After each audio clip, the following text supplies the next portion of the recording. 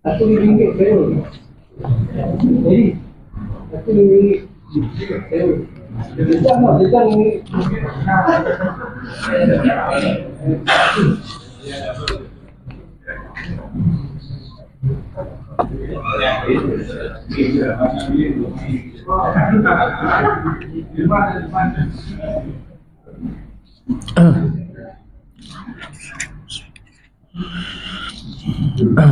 Assalamualaikum warahmatullahi wabarakatuh.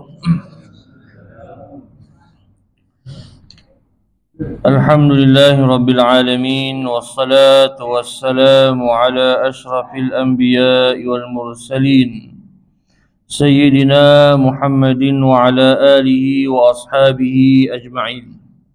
Rabbi shrah li sadri wa yassir li amri wa hlul 'uqdatam min lisani yafqahu qawli.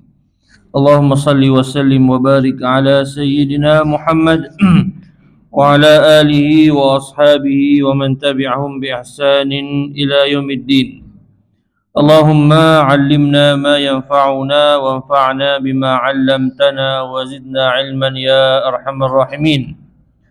Allahumma faqina fid din wa 'allimna at-ta'wil wa hdina siratakal mustaqim. Subhanaka la ilma lana illa ma 'allamtana innaka antal alimul hakim. Wa la hawla wa la quwwata illa billahil aliyil azim, amma ba'd. Para jemaah yang dirahmati Allah Subhanahu wa taala sekalian, pertamanya marilah kita merafakkan syukur kehadrat Allah Subhanahu wa taala yang telah mengurniakan kita nikmat Islam dan iman.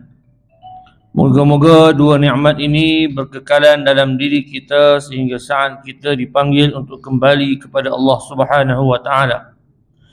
Dan kita juga bersyukur kehadrat Allah Subhanahu wa taala kerana menghimpunkan kita pada malam ini dalam sebuah majlis ilmu. Mudah-mudahan hadirnya kita ke majlis-majlis ilmu menjadi amal saleh bagi diri kita di sisi Allah dan dipermudahkan dengan sebabnya jalan kita menuju ke syurganya kelak. Allahumma amin, Allahumma amin. Para jemaah yang dirahmati Allah Subhanahu wa taala sekalian, insyaallah pada malam ini kita sambung pengajian daripada kitab Al-Arba'in An-Nawawiyah, kitab hadis 40 susunan Al-Imam An-Nawawi rahimahullah, Abu Zakaria Yahya bin Sharaf An-Nawawi rahimahullah, yang mana kita sampai kepada hadis yang kelima. Kita akan masuk kepada hadis yang kelima pada malam ini insya-Allah. Hadis yang kelima tajuknya ialah larangan melakukan sesuatu yang baharu dalam agama. Larangan melakukan sesuatu yang baharu dalam agama. Hadisnya an Ummil Mu'minin Ummi Abdullah Aisyah qalat qala Rasulullah sallallahu alaihi wasallam man ahdatha fi amrina hadha ma laysa minhu fa huwa raddun, rawahu al-Bukhari. Wa fi riwayatin li Muslim man amila amalan laysa alaihi amruna fa huwa raddun. Daripada Ummul Mukminin Ummu Abdullah Aisyah radhiyallahu anha qalat, berkata Rasulullah sallallahu alaihi wasallam bersabda, sesiapa yang mengada-adakan sesuatu yang baharu dalam urusan kami, yakni urusan agama ini, yang bukan daripadanya, maka ia tertolak. Hadis riwayat Al-Bukhari dan Muslim. Dalam riwayat Muslim, sesiapa yang beramal dengan suatu amalan yang tiada dalam urusan kami, maka ia tertolak. Para jemaah yang dirahmati Allah Subhanahu wa taala sekalian. Pertama kita lihat sahabat yang meriwayatkan hadis ini ialah Ummul Mukminin Sayyidatuna Aisyah radhiyallahu anha. Sayyidatuna Aisyah radhiyallahu anha adalah salah seorang isteri Nabi sallallahu alaihi wasallam dan adalah wanita ataupun orang yang paling dicintai, paling dikasihi oleh Nabi sallallahu alaihi wasallam. Satu hari Abdullah bin Amr bin As bertanya kepada Nabi sallallahu alaihi wasallam, tanya sahabat, ya Rasulullah, ayyun nasu ahabbu ilaik? Qala Aisyah. Qala wa min ar-rijal abuha. Jadi Abdullah bin Amr bin As bertanya kepada Nabi sallallahu alaihi wasallam, siapakah orang yang paling engkau kasihi? Siapa orang yang paling engkau sayang? Maka jawab Nabi sallallahu alaihi wasallam, Aisyah bint Abi Bakar. Kemudian tanya lagi sahabat ni, kalau daripada kalangan lelaki siapa pula? Maka jawab Nabi, maka bapanya, iaitu Abu Bakar As-Siddiq. Jadi Aisyah, gelaran kepada Aisyah dipanggil sebagai As-Siddiqah. As-Siddiqatu bintu As-Siddiq. As-Siddiq siapa dia? Bapanya Abu Bakar As-Siddiq. Jadi kalau kita dengar nama As-Siddiqatu bintu As-Siddiq, dialah Aisyah bint Abi Bakar radhiyallahu anhu. Abu Bakar As-Siddiq namanya Abdullah. Abu Bakar As-Siddiq namanya Abdullah bin Uthman, ataupun selalu kita dengar Abdullah bin Abi Quhafah. Abu Bakar As-Siddiq adalah bapa kepada Sayyidatuna Aisyah dan merupakan orang yang juga antara yang paling dicintai, dikasihi oleh Nabi sallallahu alaihi wasallam. Aisyah radhiyallahu anha, kita kunyah ataupun kita panggil kunyah, bukan kunyah, kunyah tu makan. Kunyah ni maknanya gelaran. Gelaran yang digunakan di hadapannya disebut sebagai abu atau ummu. Itu dia panggil kunyah. Ni mungkin banyak kali sebut, tak apalah kita ulang supaya ingatan. Contohnya kalau seseorang tu dipanggil Abu Abdullah ataupun Abu Abdillah, itu kunyah. Ataupun bagi wanita digunakan Ummu Abdillah. Jadi Sayyidatuna Aisyah radhiyallahu anha kunyahnya ialah Ummu Abdillah. Maksud Ummu Abdillah, ibu kepada Abdullah. Sedangkan Sayyidatuna Aisyah radhiyallahu anha tidak dikurniakan cahaya mata dengan Nabi sallallahu alaihi wasallam. Jadi mana datang Abdullah? Sebelum tu saya nak sebutkan bahawa meletakkan kunyah kepada nama seseorang itu adalah sunnah daripada sunnah Nabi sallallahu alaihi wasallam. Dalam hadis yang disebut tasammu bismi wa takannau bi kunyati. Berikanlah nama kamu dengan namaku, iaitu Muhammad, Ahmad, Mahmud, wa takannau bi kunyati, dan letakkanlah gelaranmu, kunyahmu dengan kunyahku. Macam mana sebut, saya hadis. Tasammu bismi wa la takannau bi kunyati.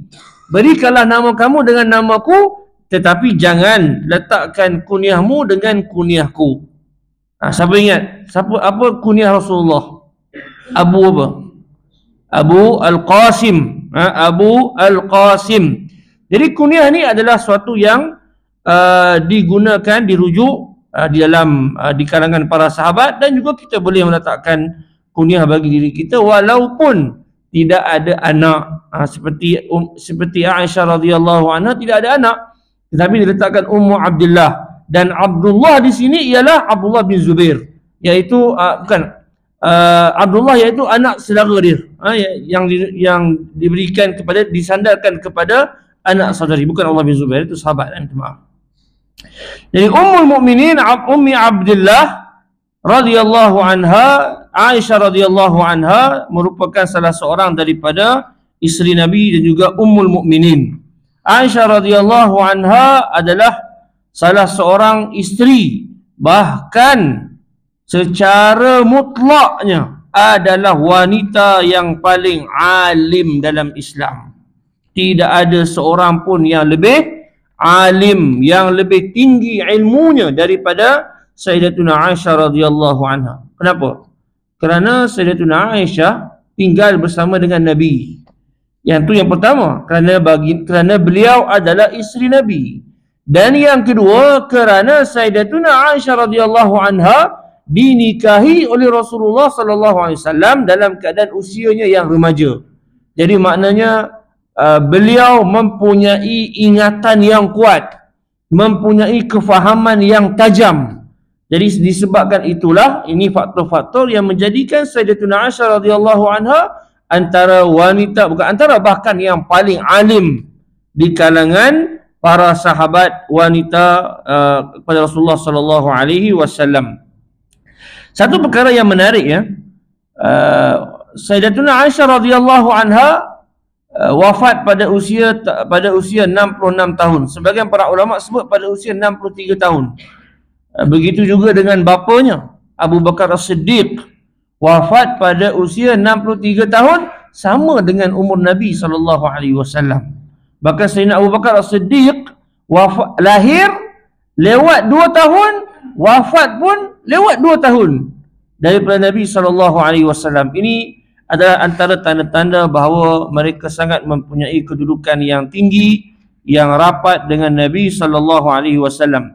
Satu perkara yang saya nak sebut sebelum kita pergi kepada matan hadis ini, sebenarnya di sana kalau tuan-tuan ya, muslimin-muslimat sekalian rajin membaca sama ada artikel ataupun apa jua tulisan di internet ataupun dalam buku, kita akan dapati bahawa terdapat di sana gerakan-gerakan yang khusus yang menyerang peribadi Sayyidatuna Aisyah radhiyallahu anha. Di kalangan para sahabat ni, ramai-ramai para sahabat ni, 2 orang yang banyak diserang, ditohmah oleh musuh-musuh Islam untuk menjatuhkan kredibiliti mereka, iaitu Sayyidatuna Aisyah radhiyallahu anha dan juga Sayyidina Abu Hurairah radhiyallahu anhu. Aisyah radhiyallahu anha dan juga Abu Hurairah, 2 ni banyak diserang, terutama sekali oleh pengkaji-pengkaji daripada kalangan orientalis barat. Mereka akan ceritakan keburukan macam yang kita tengoklah sebelum-sebelum ni berapa kali naik isu tentang perkahwinan Sayyidatuna Aisyah dengan Nabi SAW, berapa kali diulang siap, dibangkitkan tomahan. Tomahan itu tidak lain dan tidak bukan ditujukan kepada Nabi dan ditujukan kepada Sayyidatina Aisyah. Kenapa? Kerana banyaknya ilmu, banyaknya riwayat yang disampaikan daripada jalan Sayyidatina Aisyah radhiyallahu anha. Jadi bila mereka boleh merosakkan, boleh menimbulkan salah faham dan merosakkan kredibiliti Sayyidatuna Aisyah dan juga Abu Hurairah radhiyallahu anhu, maka habislah banyaklah hukum-hukum Islam yang akan mereka rosakkan, yang akan mereka ranapkan dengan menyerang kepada paksi-paksi yang utama di kalangan para sahabat radhiyallahu anhum. Jadi saya kira saya sebut di sini secara umum lah. Jadi tuan-tuan, bila kita membaca sesuatu berkenaan dengan para sahabat, terutama para isteri Nabi SAW wa ridwanullahu alaihim ajma'in, berhati-hati. Mana-mana tulisan, ucapan mengkritik dan mentohmah, apatah lagi mencaci peribadi-peribadi yang agung seperti Sayyidatuna Aisyah, hati-hati. Hati-hati, saya ulang banyak kali.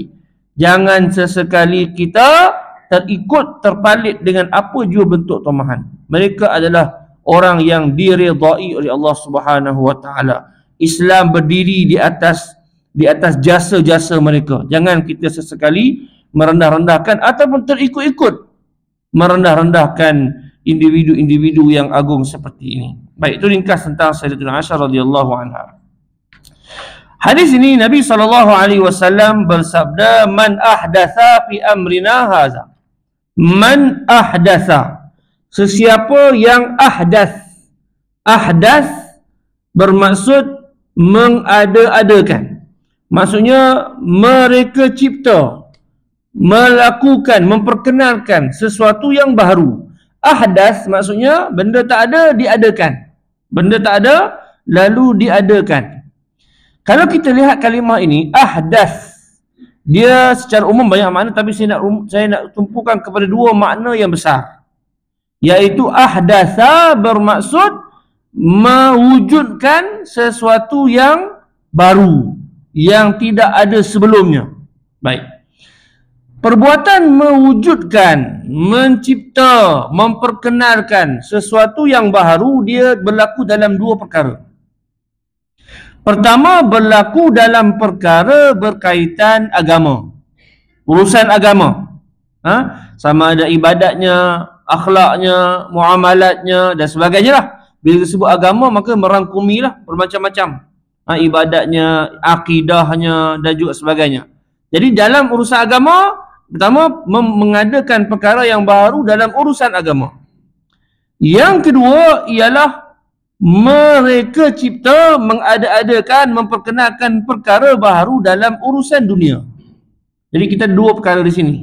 Perkara berkaitan dengan agama dan perkara berkaitan dengan dunia. Baik. Beza di antara dua ini yang disebutkan Nabi SAW, man ahdatsa fi amrina hadza. Jadi perbuatan mereka cipta, memperkenalkan sesuatu yang baru yang disebutkan oleh Nabi SAW di sini, adakah maksudnya kedua-duanya ataupun salah satunya? Baik. Kalau kita lihat kepada hadis ini, Nabi sebut fi amrina hadza.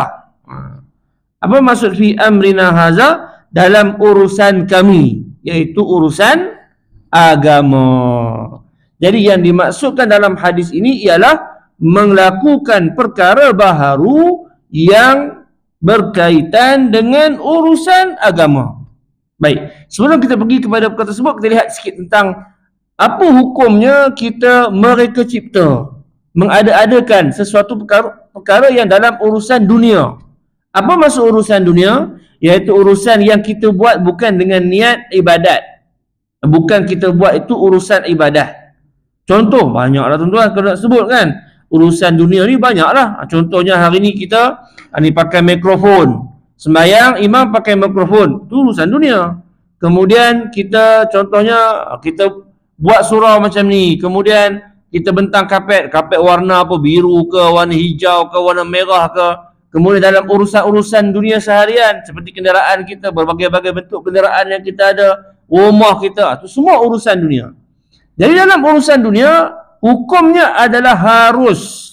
Apa jua bentuk urusan dunia yang bukan daripada perkara ibadat yang khusus, maka hukumnya harus. Buatlah macam mana nak buat pun tak ada masalah. Cuma syaratnya ialah tidak melanggar batas-batas umum syariat. Bukanlah kita kata urusan dunia ni boleh buat ikut suka, bukan. Mana kita boleh buat berkreativiti nak buat macam mana, tetapi di sana tetap ada batas-batasannya. Tetap ada hukum hakam syarak yang mesti kita kena jaga. Contohnya pakaian. Pakaian ni luas. Nak pakai design macam mana? Design baju Raihan ke, nak pakai jubah Arab ke, jubah Morocco ke, jubah Melayu ke, tak kisahlah. Semua kita boleh pakai. Kita duduk sini pun bermacam-macam baju yang kita pakai. Tapi di manakah batasannya dalam bab pakaian? Contohnya, berpakaian mestilah batasannya apa? Menutup aurat. Tidak boleh memakai pakaian yang tidak menutup aurat. Contoh, salah satu batasan. Jadi buatlah desain macam mana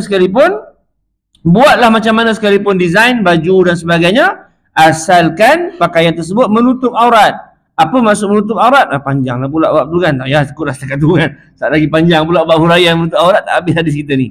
Jadi itu contoh.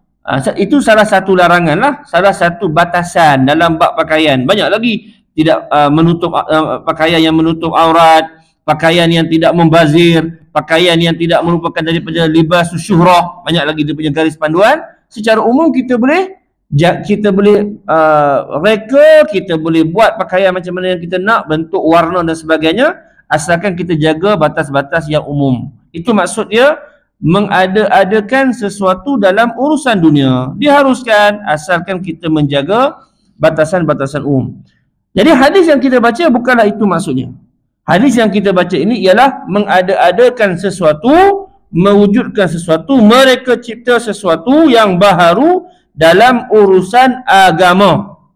Dalam urusan agama ini, apa maksud urusan agama? Banyak. Urusan agama ni kalau kita boleh pecah secara umum, kita ada bab akidah, dalam bab kefahaman. Dalam bab kefahaman, akidah, pegangan, satu. Kemudian dalam bab ibadat, salat kita, puasa kita, muamalat maliyah, muamalat harta, keuangan, dalam bab zakat, perniagaan dan sebagainya. Dalam bab apa lagi? Akhlak.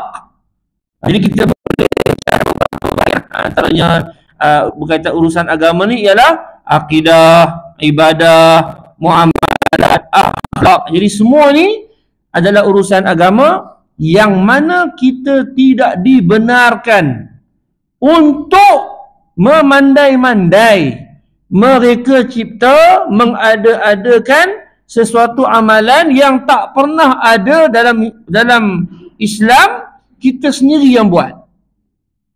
Kita sendiri yang reka. Dalam Islam, kalau dalam apa maksud, bila disebut dalam Islam, apa maksud dalam Islam? Maksudnya tidak ada di dalam dalil-dalil Islam yang ada. Tak ada dalam Quran, tak ada dalam hadis, tak ada juga dalam sumber-sumber Islam seperti ijma', qiyas dan sebagainya. Tidak ada dalil-dalil dalam Islam yang mengesahkan amalan itu, amalan yang berkaitan dengan Islam. Kita pandai-pandai buat. Yang ini dilarang. Dilarang di dalam Islam. Kita tidak dibenarkan untuk melakukan perkara-perkara ini tanpa ada rujukan, tanpa ada asal usulnya di dalam hukum Islam. Saya sebut secara umum lah. Sebenarnya untuk menentukan, bila kita cerita tentang amalan dalam Islam, sama ada akidah, ibadah, muamalah, akhlak dan sebagainya, kita nak kata amalan ni baru ke ataupun ada asalnya dalam Islam? Soalan ni penting. Bila kita tengok sesuatu amalan, ada orang buat atau ada masyarakat yang buat, jadi timbul persoalan ni, amalan ni macam pelik lah kan. Kita tak pernah tengok contohnya. Benda baru ke? Benda baru ni selalu digunakan istilahnya ialah bid'ah. Ni istilah yang selalu kita dengar, bid'ah. Benda baru dalam agama digunakan istilahnya adalah bid'ah. Kalimah bid'ah akan datang dalam hadis Al-Irbad bin Sariyah pada hadis yang ke-21 ni, tak tahu tahun bila sampai, tak tahulah kan. Saya sebut ni dulu lah kat sini. Jadi hadis ini menyebutkan tentang urusan satu perkara yang disebut dalam Islam sebagai bid'ah. Apa maksud bid'ah? Iaitu perkara baharu yang diada-adakan di dalam Islam, dalam urusan Islam, yang dimaksudkan untuk dijadikan sebagai ibadah. Itu saya ulang balik ya. Bid'ah ni apa dia? Iaitu perkara baharu yang diada-adakan di dalam Islam dengan maksud untuk dijadikan sebagai ibadah. Ini jadi bid'ah. Baik. Perkara baharu. Saya nak sebut di sini, ramai orang dia ambil takrif bid'ah ni kan, dia tahu bid'ah ni benda baru. Benda baru dalam Islam, orang buat untuk ibadat. Dia ambil takrif, dihukum. Ambil amalan dihukum. Ni bid'ah ni tak ada, ni benda baru, ni benda baru, ni benda baru, ni benda baru kan. Yang dia faham cuma takrif tu je, dia faham cuma definisi itu saja. Tuan-tuan, nak menentukan sesuatu amalan, sama ada asal dan usulnya di dalam Islam ataupun tidak ada. Pertama saya sebut jelas, bukan kerja orang awam. Bukan kerja saya, bukan kerja tuan-tuan. Ni saya nak sebut terang-terang.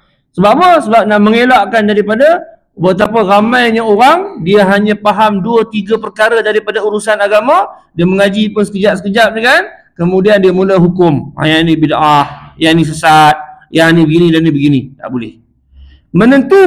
Untuk menentukan sesuatu perkara, sesuatu ibadat, baharu ataupun tidak, ada asalnya ataupun tidak, ini adalah kerja para ulama.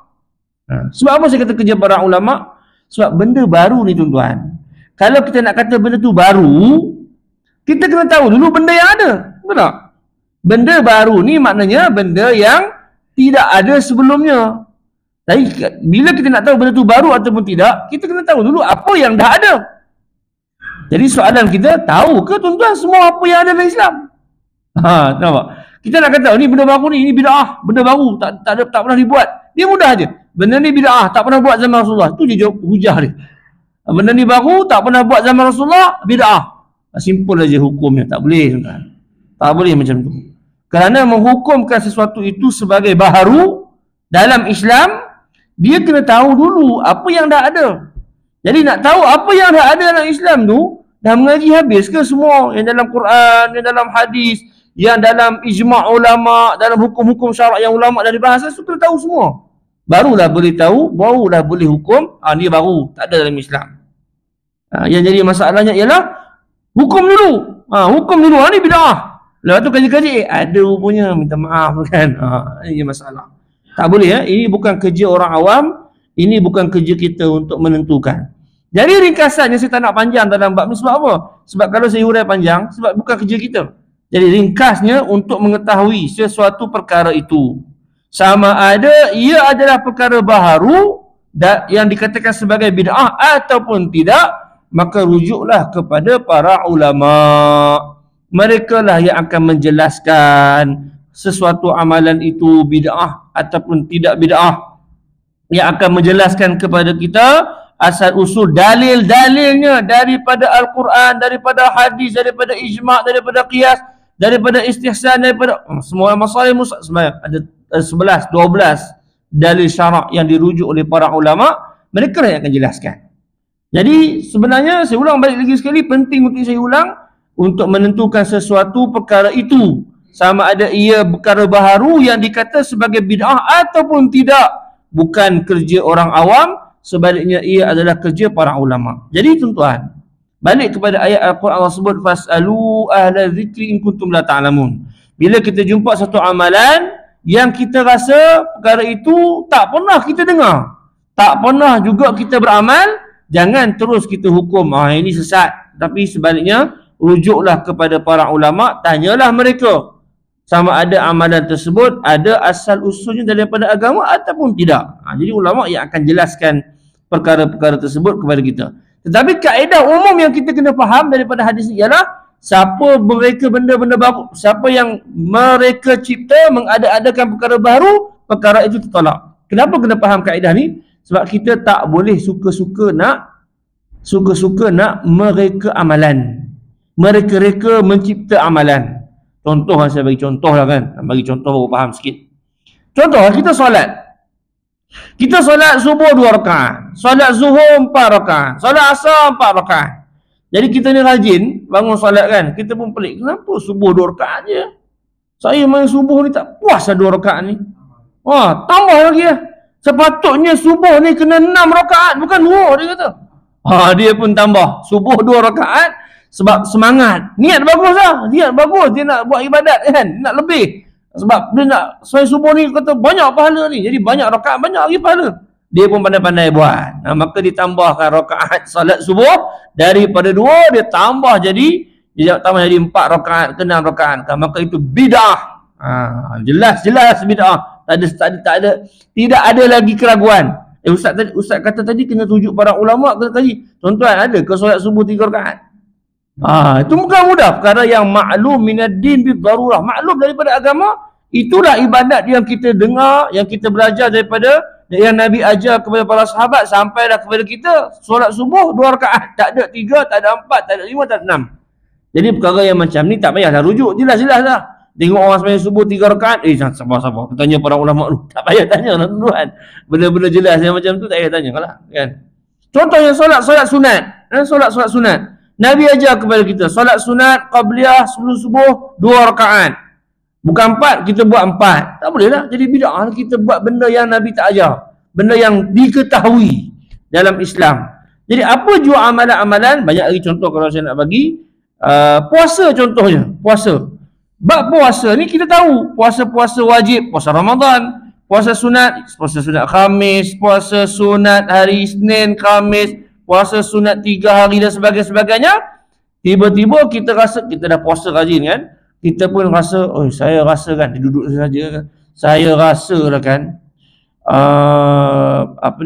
bulan Jamadil Awal ni kita kena buat puasa sunat ni kan.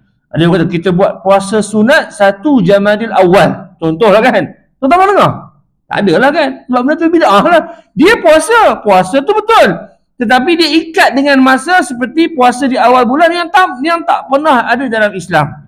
Maka dia jadi perkara itu seperti perkara bid'ah yang diada-adakan. Maka dalam bab agama ni, konsep asas yang kita kena faham daripada hadis ni ialah apa jua ibadat yang kita nak buat.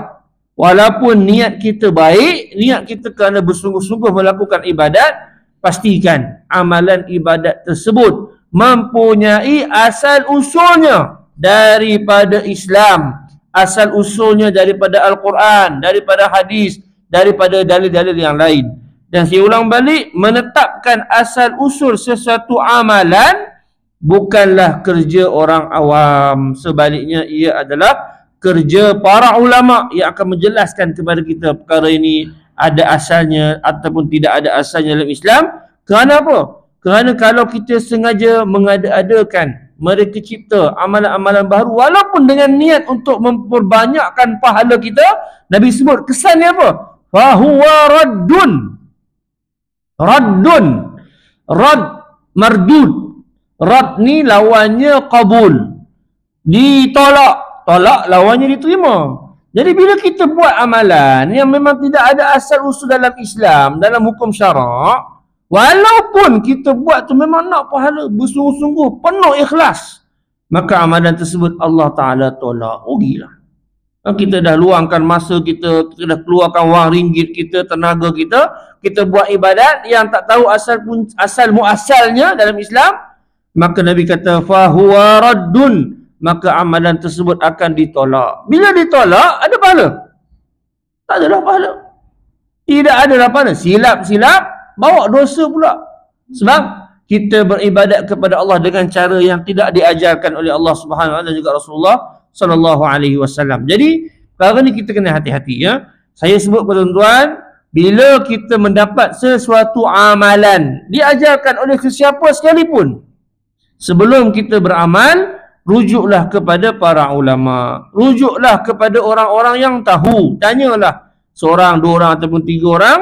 Tanya, amalan macam ni boleh tak kita amal? Amalan macam ni ada tak asal usul dalam Islam? Jika disahkan oleh para ulama, maka beramallah dengan amalan tersebut. InsyaAllah, moga Allah SWT menerima amalan yang kita lakukan dan diganjari dengan amalan pahala.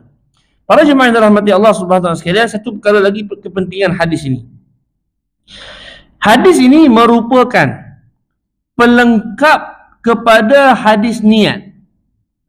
Kalau tuan-tuan masih ingatlah, hadis pertama daripada hadis 40 An-Nawawi, hadis apa? Innamal a'malu bin niat. Hadis innamal a'malu bin niat menjelaskan kepada kita syarat pertama sesuatu amalan diterima ataupun tidak, iaitu mestilah niat ketika mana kita melakukan amalan tersebut, niat yang ikhlas. Itu syarat pertama. Syarat yang kedua, hadis yang kelima ni, iaitu cara kita melakukan amalan tersebut mestilah mengikut hukum hakam syarak. Saya ulang balik ya. Dalam Islam ni, apa jua amalan yang kita buat, dia ada dua syarat. Dua syarat ni wajib dipenuhi. Salah satu tak ada, amalan kena tolak. Saya ringkaskan syarat ni kepada dua perkataan saja, tuan-tuan. Kalau tuan nak senang ingat ya. Dua perkataan saja syarat diterima sesuatu amalan dalam Islam. Pertama niat, yang kedua cara. Ingat dua perkataan ni. Dua syarat untuk diterima sesuatu amalan dalam Islam. Pertama niat, yang kedua cara. Apa maksud niat? Iaitu niat mestilah ikhlas kerana Allah Ta'ala. Apa jua amalan yang kita lakukan tanpa niat yang ikhlas, tidak akan diterima. Contoh amalan ibadat. Amalan ibadat yang kita buat, salat, puasa, baca Quran, bersedekah, ini amalan ibadat. Yang mana asal kita buat memang nak dapat pahala. Nak dapat pahala tu ikhlas lah. Ikhlas ni bermaksud nak dapat pahala daripada Allah Ta'ala, nak meraih syurga dan sebagainya. Itu adalah ikhlas. Jadi kita salat kerana nak dapat pahala. Tanyalah siapa pun. Contoh yang datang semayang kan, datang ke surau, salat maghrib, salat subuh, salat dan sebagainya. Kalau orang tanya soalan lah, dan datang surau semayang nak apa? Kenapa datang ke surau? Kenapa salat 5 waktu saya semalam? Jawapannya jelas, iaitu Nak pahala lah kan. Nak redha Allah Ta'ala lah. Kerana Allah Ta'ala lah kita pun baca niat pun lillahi ta'ala di belakang kan. Cuma bila amalan ibadat yang kita buat ni, asalnya memang kita lakukan untuk mendapat pahala daripada Allah Ta'ala. Tetapi dia boleh dicemari. Niat tersebut boleh dikotori, boleh dicemari oleh sifat-sifat mazmumah. Seperti riak, ujub, takabur. Semayang tu memang kita solat asal memang kerana Allah Ta'ala dah. Tiba-tiba kita solat, ada timbulnya riak dalam solat. Kita baca Quran, memang asal baca Quran nakkan pahala. Tiba-tiba bila kita baca Quran, datang dalam hati, perasaan ujub. Sedap juga suara aku baca Quran ni kan. Kan? Ataupun tengah-tengah baca Quran, tiba-tiba ada orang duduk sebelah kan. Daripada tengah ikhlas elok baca Quran, orang sebelah, bagi elok sikit ada orang dengar ni kan. Nanti dia dengar, dia rasa dia baru dia tahu aku ni hebat baca Quran. Habis. Jadi amalan ibadah khusus memang asal untuk dapat pahala, tapi dia ada penyakit yang kita kena belajar. Penyakit-penyakit ini boleh merosakkan pahala. Ini bab niat. Tetapi amalan-amalan umum yang bukan ibadat, ni penting untuk faham. Contohnya makan, minum, tidur. Amalan-amalan ni, perbuatan-perbuatan ni, makan, minum, tidur. Saya nak tanya tuan-tuan, apa hukum minum? Apa hukum makan? Harus. Apa hukum tidur? Harus. Apa maksud harus? Boleh buat, boleh tinggal. Okey, itu yang kita faham. Harusnya ada pahala tak tuan? Kita buat perkara harus, ada pahala tak? Tak ada tuan. Harus bermaksud kita boleh buat, kita boleh tinggal. Maknanya apa? Kalau kita buat tak ada pahala, kita tinggal pun tak ada dosa. Itu maksud harus. Kalau buat dapat pahala jadi sunat ataupun wajib. Kalau tinggal dapat pahala jadi makruh. Itu kena ingat balik ni hukum ni. Harus bermaksud, saya ulang balik ni, ramai orang salah faham. Harus ada pahala, harus tak ada pahala, tak ada dosa. Mana kita buat satu perkara yang harus, bangkit di akhirat tersebut tak ada pahala, tak ada dosa. Itu maksud harus. Jadi minum harus, makan harus, tidur harus, dan juga semua perbuatan kita harus. Perbuatan-perbuatan ini kita buat bukan kerana Allah Ta'ala asalnya. Tuan-tuan, saya tanya tuan-tuan kan, ada tak tuan-tuan jumpa pergi kedai makan, jumpa orang tengah makan, kau ni makan kenapa? Dia jawab, aku makan kerana redha Allah Ta'ala kan. Kita pun terbeliak mata juga kan. Tak ada jawapan ni, kenapa kau makan? Tanya pula, sebab aku lapar lah. Makan kerana apa? Kenapa minum? Sebab saya dahaga lah. Kenapa tidur? Sebab saya penat lah. Itu asal kita buat, sebab perkara itu harus. Tetapi perkara harus ni nak dijadikan ada pahala, niat kena tukar. Niat kena tukar. Iaitu mestilah diniatkan kerana Allah. Contoh tidur, tiap malam tuan-tuan tidur, tiap malam tidur. Biasalah semua orang tidur tiap malam kan. Ada pahala atau tidak ada pahala? Kena tanya balik, tidur sebab apa? Kalau orang cakap, saya tidur awal Ustaz. Saya memang kalau tidur kan pukul 10.30, 11 saya memang dah tidur dah. Risau pagi esok tak bangun, subuh tak ada pergi surau. Maknanya tidur dia ibadat. Sebab dia tidur awal kerana menjaga ibadat yang dia nak laksanakan esok. Jadi ibadat tidur dia. Kalau dia kenapa tidur? Biasa tidur malam, penat tidur lah kan. Tak ada apa-apa niat. Tidur kerana nak berehat, nak mencari pahala, nak solat esok, nak bangun awal, nak tahajud, nak bangun awal, nak pergi solat subuh. Tak ada. Semua tu tak ada dalam pemikiran dia. Tidur sekadar tidur macam orang biasa. Jadi tidurnya adalah tidur yang harus. Tak ada pahala, tak adalah dosa. Jadi itu kita kena hati-hati. Makan sama juga makan kan. Makan kita kerana apa? Makan kerana lapar kan. Jadi makan kerana apa? Makan kerana nak memulihkan tenaga dalam badan untuk beribadat kepada Allah Ta'ala. Makan untuk beribadat dia tak sama makan untuk kenyang kan. Betul? Ada orang makan nak puas kan. Orang makan puas, bagi puas. Itu bukan ibadat, itu harus, tak masalah. Makan, itu jumpa makan lama dah, mengidam kan. Mengidam patin tepoyak yang lama dah. Minta maaf sebut tuan. Pakai mengecih helio dah. Saya sebutkan, bagi dah mengantuk sikit kan. Nak makan patin masak tepoyak temeluh ni kan. Duduk nilai lama tak balik, mengidam. Setelah itu jumpa dia punya makan, sampai buncit perut kan. Apa hukumnya? Harus, tak ada masalah. Tapi tak adalah niat ibadat. Sebab apa? Memang makan nak puas, dapatlah puas. Tapi orang yang makan untuk ibadat dia ada cara dia ada niat dia ada cara. Jadi amalan harus nak pahala kena betul niat. Dia tidak akan terus jadi pahala. Dia perlukan kemudian. Kerana disebutkan oleh Imam Nawawi rahimahullah dalam bab contoh dia kata dalam hadis disebutkan Nabi SAW dalam hadis disebut dalam riwayat Muslim, hatta luqmata taj'aluha fi imra'atik, sehinggakan makanan yang kamu suapkan ke dalam mulut isteri kamu pun ada pahala. Tapi kata Imam Nawawi, mestilah dengan niat untuk mendapat keredaan Allah. Tuan-tuan suap isteri makan bila? Tiap-tiap hari ke? Oh, kalau tiap-tiap hari hebatlah kan. Tak ada orang tiap hari. Kalau tiap-tiap hari tu mengada namanya kan. Itu mengada-ngada namanya. Bila masa anniversary, masa birthday kan, masa tengah relax-relax tengah tepi pantai kan, yang lama tak suap makan kan. Nak berseronok. Mak, kalau orang tanya kenapa suap isteri makan, alah sajalah nak romantik kan. Tak ada orang jawab kenapa suap isteri makan. Oh ni lillahi ta'ala. Tak ada kan. Jangan jarang orang niat untuk ibadat. Tapi kalau dia suap isteri makan kenapa? Kerana nak merapatkan hubungan dia dengan isteri. Dia rasa macam renggang lama dah tak suap isteri makan. Allah perintahkan seorang suami isteri mestilah menjaga hubungan. Jadi dia pun suaplah makan. Nak menjernihkan, nak menyuburkan kembali hubungan suami isteri, dapat pahala. Untuk jika niatnya kerana Allah Subhanahu Wa Taala. Jadi kena niat tu. Panjang pula bab ni cerita kan. Sedangkan bab ni bab hadis niat. Baik. Itu syarat pertama, niat. Niat kita jaga. Yang kedua cara. Cara ni ialah merujuk kepada hadis yang kita baca, hadis yang kelima. Cara kena betul.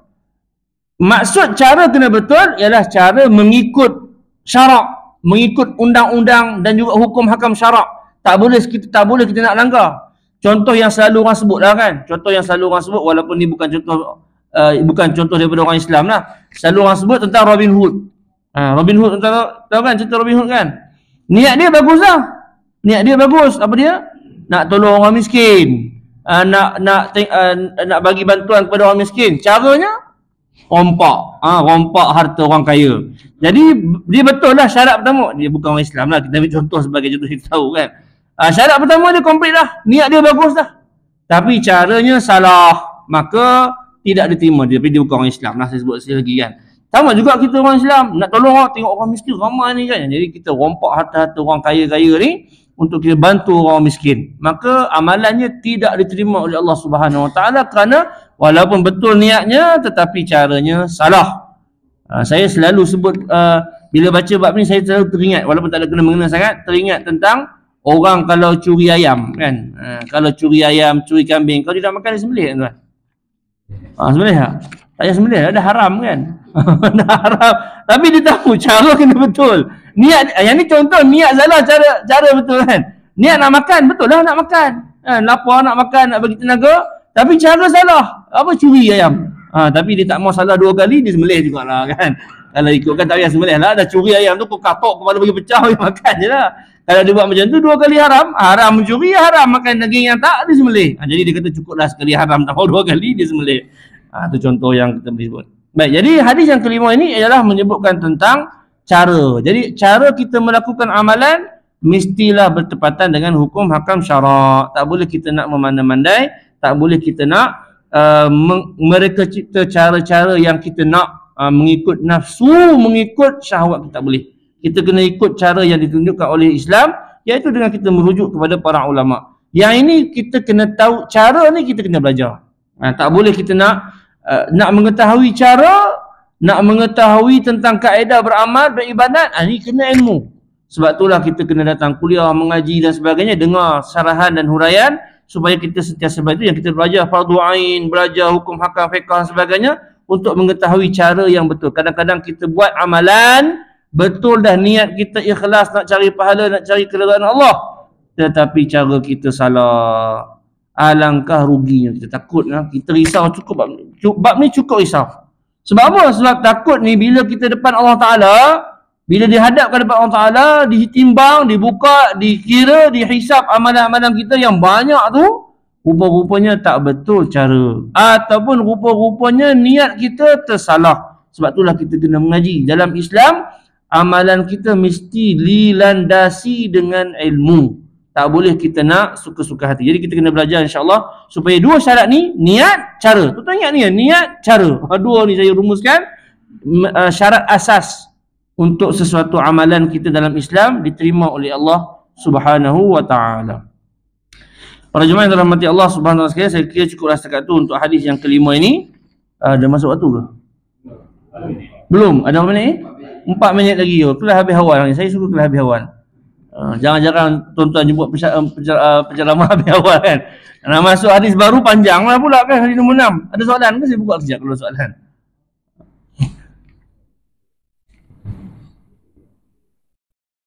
Kalau ya. Murah sikit, niat menghalalkan cara. Soalan tinggi tu kan, niat menghalalkan cara.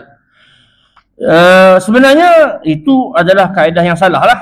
Kaedah yang betul, niat tidak menghalalkan cara. Dia sebenarnya berasal usul daripada satu kaedah dalam Islam. Al-ghayatu la tubarriru al-wasilah. Al-ghayah bermaksud tujuan, matlamat. La tubarrir, tidak menghalalkan al-wasilah, iaitu cara. Dia bukan niat menghalalkan cara. Kalau tuan-tuan berpegang dengan kaedah niat menghalalkan cara, salah tu tuan. Dia kaedah niat tidak menghalalkan cara. Bermaksud niat yang baik yang kita nak daripada sesuatu perbuatan yang kita buat.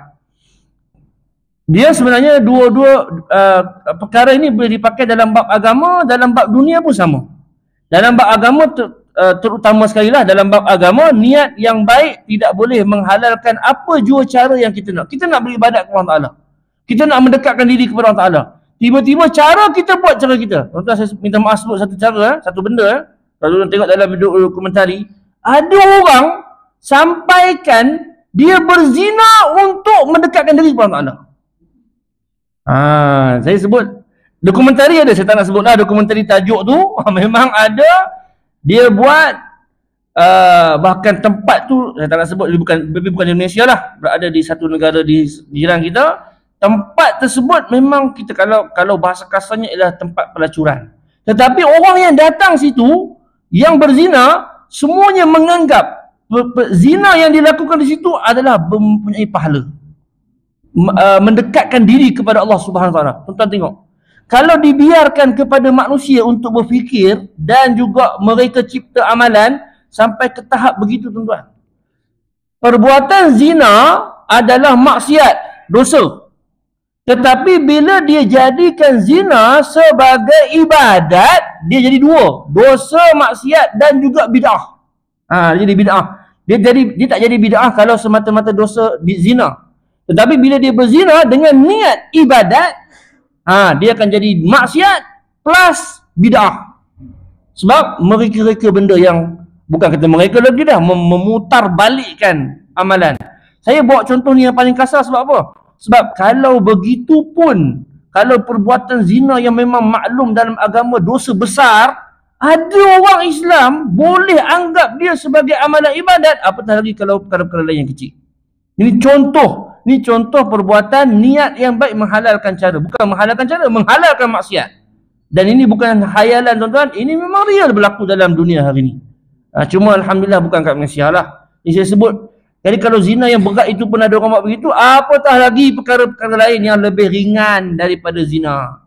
Jadi sebab tu niat yang baik, nak beribadat, nak mendekatkan diri kepada Allah Ta'ala, tidak menghalalkan apa jua cara yang kita fikirkan sesuai. Cara mesti ikut lunas-lunas dan hukum hakam syarak. Jangan kita memandai-mandai. Itu dalam bab agama. Dalam bab dunia pun sama juga. Kan? Dalam bab keduniaan, urusan dunia, sama juga. Niat tidak menghalalkan cara. Matlamat tidak menghalalkan cara. Contohnya kalau kita dalam bab pengurusan kerja kita kan. Contoh ni tuan-tuan lebih arif, lebih tahulah. Dan kita nak, niat kita baik. Nak buat program. Kan? Nak buat program untuk masyarakat. Contohnya. Kita buat apa? Kita seleweng duit syarikat. Kan? Kita tidak mengikut SOP dan juga tata cara keuangan yang betul kan. Patutnya kena keluarkan surat ni lah, kena buat quotation lah, kena buat gini-gini. Tuan-tuan tahulah semua tu. Jadi kita kita bukan nak masuk bukit sendiri ni. Ni nak buat program untuk kebaikan rakyat ni kan, untuk kebaikan orang awam. Jadi tak kisahlah cara macam mana sekalipun. Buat tuan-tuan. Mari SBRM masuk dalam. Jadi Itu contoh keduniaan lah. Jadi maknanya memang dalam keduniaan, dalam urusan agama, matlamat tidak menghalalkan cara. Matlamat yang baik mestilah dicapai dengan cara yang sah. Dalam bab agama maupun dalam bab urusan dunia. Wallahu alam. Jadi tuan, habis dah masa. Soalan untuk menambah masa itu kan. Tapi soalan yang bagus, alhamdulillah, untuk kita faham. Ada soalan lain ke? Saya buka sekejap. Jangan jarang saya buka soalan ni. Rugi tu tuan tak tanya. Tapi saya takut juga buka soalan ni. Soalan susah payah nak jawab. Tak ada. Okey, kita berhenti setakat itu insya-Allah. Mudah-mudahan Allah Taala merahmati kita semua dan juga memberikan kefahaman yang baik. A'udzubillahi minasyaitonirrajim. Bismillahirrahmanirrahim. Alhamdulillahirabbil alamin wassalatu wassalamu ala asyrafil anbiya'i wal mursalin wa ala alihi wa ashabihi ajma'in. Allahumma inna nas'aluka 'ilman nafi'a wa 'amalan mutaqabbalan wa rizqan thayyiba. Allahumma arinal haqqa haqqan warzuqna ittiba'ah wa arinal batila batilan warzuqna ijtinabah. Rabbana atina fid dunya hasanah wa fil akhirati hasanah wa qina azaban nar. Wa sallallahu ala sayyidina Muhammad wa ala alihi wa sahbihi wa sallam walhamdulillahi rabbil alamin. Subhanakallahumma wa bihamdik nashhadu an la ilaha illa anta nastaghfiruka wa natubu ilaik. Assalamualaikum warahmatullahi wabarakatuh.